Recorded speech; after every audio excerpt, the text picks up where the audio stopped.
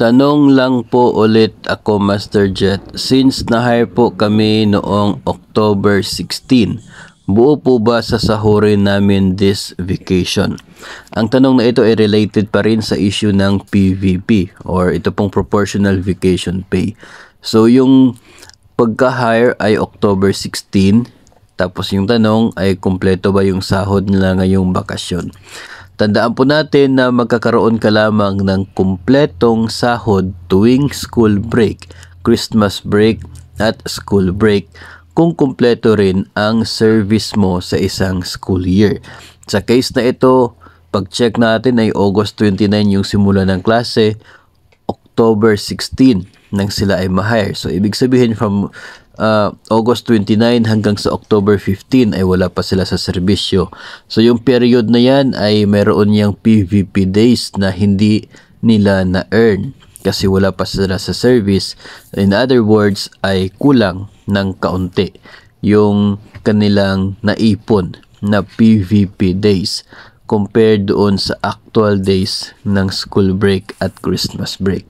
So mayroong mga ilang araw dyan na hindi kayo makakatanggap ng sahod. No, mayroong ilang araw dyan sa school break na yan na wala kang dapat sahod kasi kulang yung naipon mo na PVP days base sa serbisyo mo.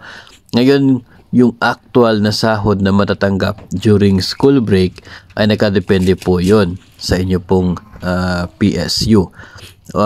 Nakikita natin na posibleng buo ang makukuha ninyong sahod kasi yung PVP ratio naman lumalabas yan after the start of the school year. So expected natin yan siguro mga nasa August pa lalabas yung PVP ratio na basis ng computation.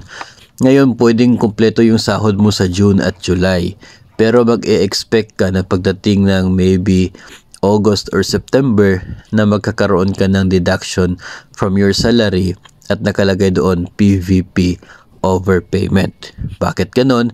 Kasi hindi dapat buo yung sahod mo tuwing bakasyon, pero kung babigyan ka nila ng kumpletong sahod, so mag-e-expect ka talaga ng overpayment na deduction pagdating ng maybe August or September. Depende po yun sa paglabas ng PVP ratio through a DepEd memorandum at depende po yan sa pag-implement niyan ng inyo pong PSU.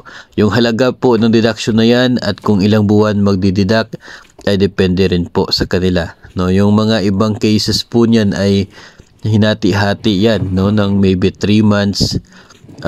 Depende po sa halaga kasi ng overpayment na dapat i-deduct from your salary.